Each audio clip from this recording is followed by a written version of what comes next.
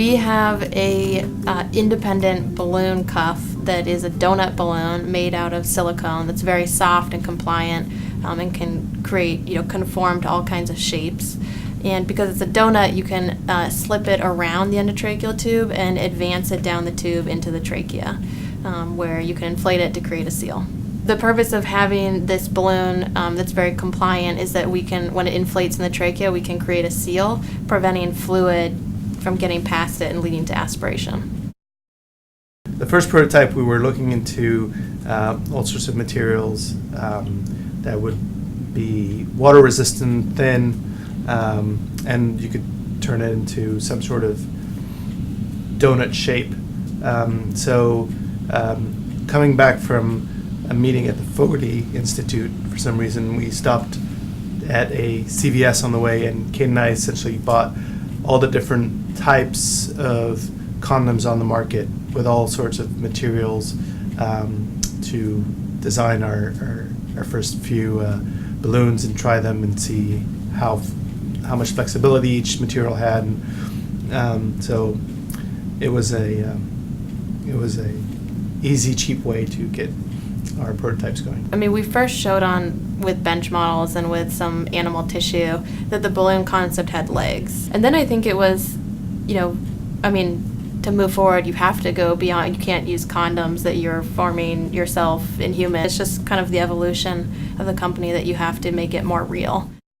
In the biodesign process, it's not just about finding a clinical need and coming up with a cool technology. It has to be commercially viable. And so, when you're trying to assess whether or not something has commercial viability, you have to do some initial planning on how long is it going to take us to develop this, how much is it going to cost. That's sort of the next step. And there's, kind of basic project planning tools and that you would use for that. And, there's a standard product development cycle that you could kind of chart out for your project.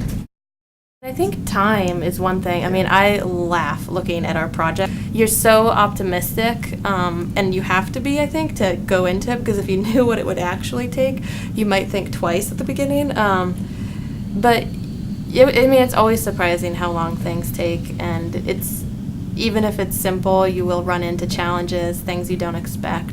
And it's one of those things. It's not like you can say, nobody warned me. You present this plan to everybody, and everybody says, okay, you can double that timeline. And you're like, no, I've been using conservative estimates. I thought it was going to take 1 month. Yeah. I actually wrote down 2. And everybody's like, no, it's going to take double. And it actually does, and everybody else is right. As soon as you can, get into the cadavers, get into live animals, whatever your best, most realistic model is for a live, breathing human, use that to kind of gauge how close you are, because anything else is really just not realistic enough. Getting into human models as fast as possible is important, but also understanding the variation that there is from human to human. For us, like our first cadavers were all, for whatever reason, they were relatively large men, and so we got, or not even, like 6 foot tall men.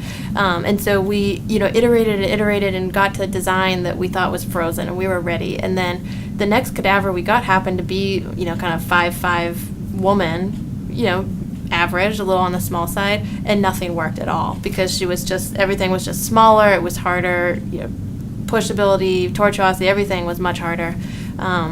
And so that was surprising for us. So I think it's really important to understand the full range of what you're going to be working in and start with worst case, design for worst case.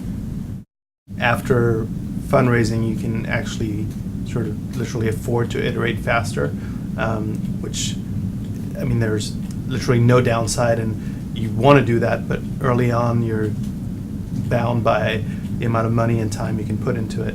But even when you have a little bit of money, don't be afraid to spend the money to make, engineering progress. Even, if you have $5,000, every dollar is precious, but, spending $1,000 to get a prototype that actually looks like what yours is going to look like, might be the catalyst that gets you to fundraising. So I think that was something we kind of went through as we got more money, realizing, okay, we have to spend money to continue getting money and to make progress. There will be ups and downs. There will be days where you think there's no way this will ever work.